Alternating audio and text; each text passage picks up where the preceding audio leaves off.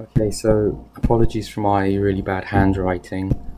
But this is our mRNA strand, right, that we want to translate. And it says we have 4 internal start sequences and 3 stop transfer sequences.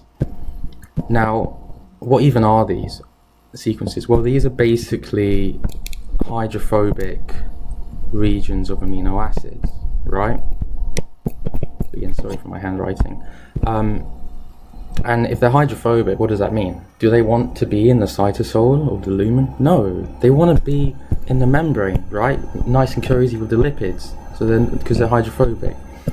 So and the start sequence basically is always at the start of this mRNA, right? So we know that a translation occurs from the N terminus. So again, this is the N terminus to the C terminus, right? So the first hydrophobic region we come across, or the first sequence we come across, has to be a start sequence. Okay, it's always a start sequence. And I'm just going to represent this as like a red square with a tick for start, okay? And they alternate. So if we have one start sequence here, the next hydrophobic region is going to be a stop. And then we're going to get a start again. And then another stop. And then another start. And then another stop. And then it says we have 4 start transfers, so I'm just going to do one more like that. Okay? And this start transfer sequence is basically the ER signal sequence. This first signal sequence that we come across is always a start transfer sequence, like I said, and it's always an ER signal sequence as well. Okay, now because this signal sequence is embedded deep within the mRNA, we call it an internal ER signal sequence, right? So I'll just say internal here. Right, now if you look at the diagrams in the face-to-face and stuff, you will find that if you have a soluble protein or a single pass transmembrane protein, this ER signal sequence is not going to be internal, it's actually going to be located right here. And again, this would still be a start transfer sequence, okay, because it's the first hydrophobic region of amino acids, so it's a start transfer. We just call it an ER signal sequence because it helps direct the ribosome to the ER membrane, right, because the SRP will bind to it. And because the ER signal sequence is really close to the N terminal, it's really easy for this enzyme called signal peptidase to cleave it, okay? And that's what you see with single pass or soluble proteins, right? This ER signal sequence will get removed by signal peptidase. But if I just remove this, in this instance, in this instance, because the ER signal sequence is located quite deeply into the mRNA strand, if that makes sense, the signal peptidase can't get to it, so it can't be cleaved, and it will remain in the membrane as part of the protein, right? So the question is, like, when do we have an internal ER signal sequence? Well, every time we have 2 transmembrane regions or more, okay? So I should probably say like 2 plus transmembrane regions. Okay, that's when we have an internal ER signal sequence. So now that that's covered, if I draw the ER membrane here, so this is the ER membrane, and then this is the ER lumen, and then this is the cytosol, right? So in the ER membrane we have the wicked proteins, or I don't know if they're proteins, they probably are, and we call these like translocators basically, and I'm going to draw them like this. I should bring this a bit wider, okay?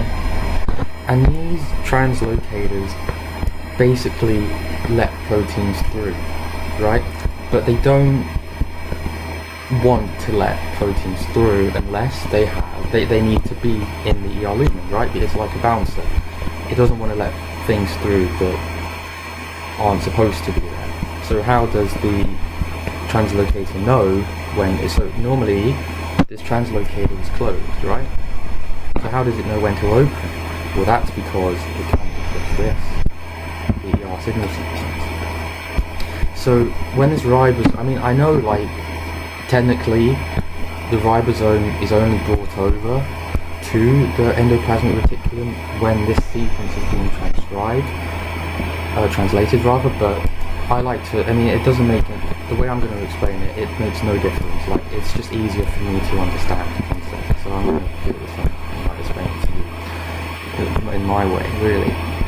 So when this, so imagine like the ribosome is already here. Imagine the ribosome is already on the endoplasmic reticulum, right? And this protein translocator is closed. Okay, remember, it's being translated from the N to C terminus. Okay, so we have all of this stuff here, right, on the mRNA. Can it get through into the ER lumen? No. Why not? Because the translocator is closed, right? So I'm going to draw this section here, right? And because we're transcribing or translating from N to C, this N terminal is in the cytosol, right? Because the translocator is closed.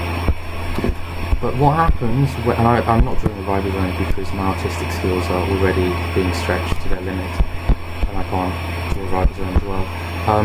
What happens when we get to this ER signal sequence? Well, this signal sequence is hydrophobic. It doesn't want to be in the cytosol, it needs to be in the membrane. So it will force open this translocator. It will force it open, and what does that mean? Well, because this is hydrophobic, this region is going to be nice and cuddly, nice and cozy in the membrane, right? So it's safe away from the water. But now this translocator is open. So what does that mean? Well, look, we have this section here that can get threaded through because the translocator is open, right? And I'm going to draw that like that. But now what happens? We get to a stop transfer sequence. What does that mean? It stops the translocation basically. It will stop the translocator from being open. It will close it. But because this is still hydrophobic, this is still going to embed itself in the membrane, so it's nice and cozy. But now, this sequence is being translated. What's going to happen to it? Can it be crossed? Like, can it cross into the ER lumen? No. Why not? Because this stop transfer has closed this translocator, right? So what's going to happen to this section? It's going to be translated in the cytosol, okay? And the same thing is going to happen again, okay? So this section is going to be translated in the cytosol until we get to the start transfer. What happens now? Well, this start transfer here wants to be in the membrane, so it's going to open this translocator, okay? And then the translocator is open. So what happens to this sequence? It can get threaded through, okay? Now obviously the translocator should be bigger, but whatever. But now what happens? We come across another stop transfer. So that's going to close the translocator, right? It's going to close it. And now, what happens to this section? Can it be threaded through? No, because the translocator is closed. And this is going to go on and on, okay? So I've got one start, so I've got 3 more hydrophobic regions, basically. So I'm just going to draw them in here. So I've got 1.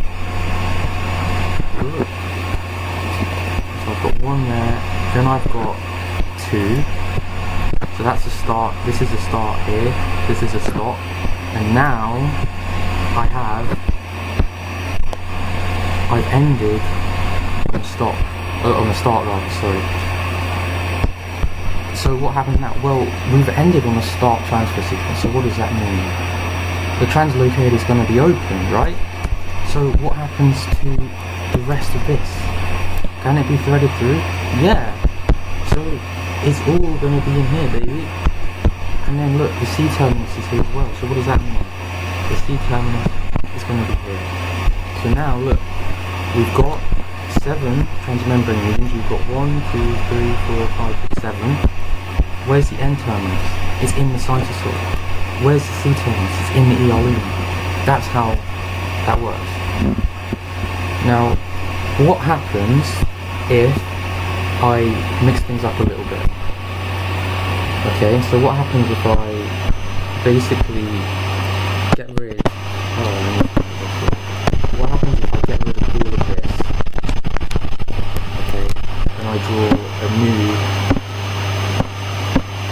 mRNA, and it's going to be very similar to the one I've just drew previously. So I've done 5, that should be an N. So that's the N terminus, and this is the C terminus, okay, so we're going to draw, well, first of all, what happens if I add an N terminus?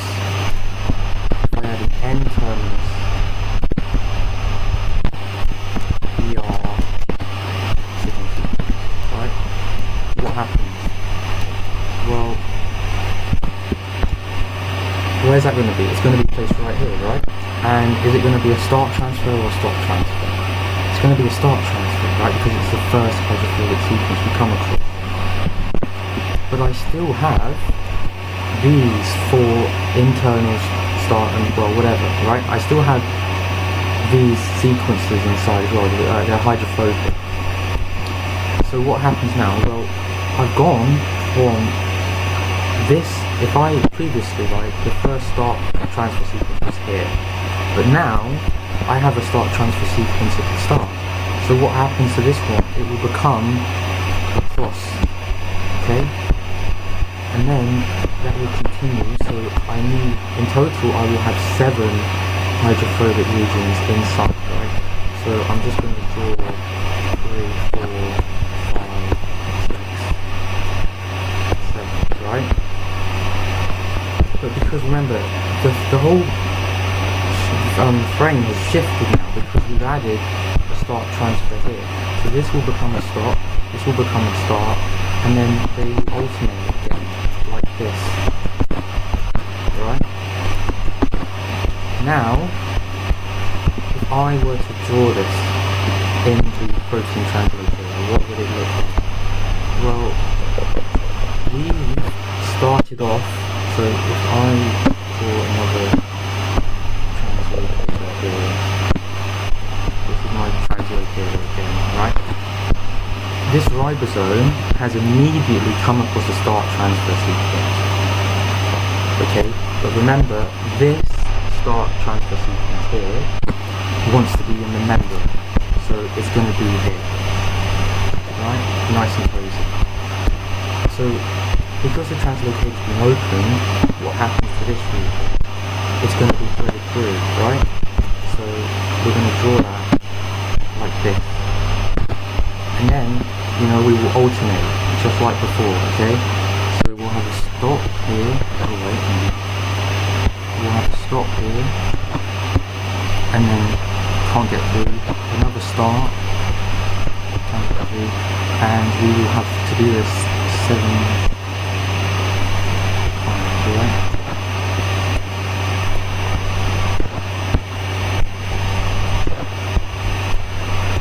So I will continue doing this. So how many have I got?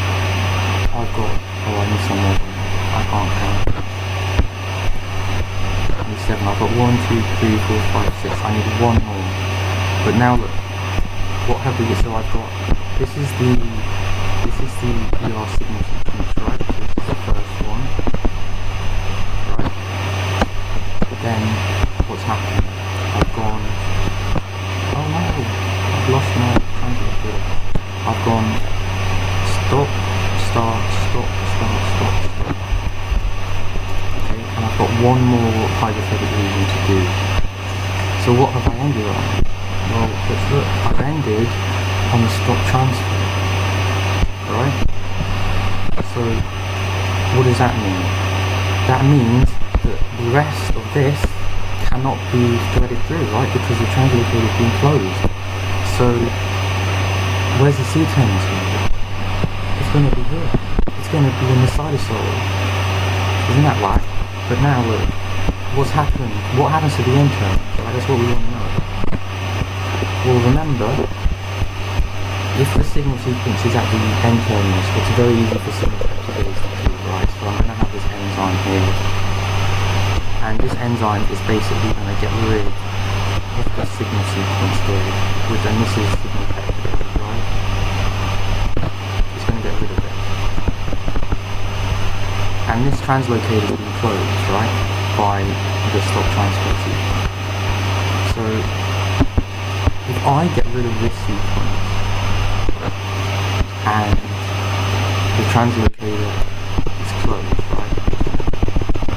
right, this is the end terminus, right, this is the end terminus here, what's going to happen to it? It's in the lumen, right, I'm just going to do it like that. So the end terminus is in the lumen, right? And now look, we've reversed it, okay? So I don't know if that makes sense. Hopefully it does.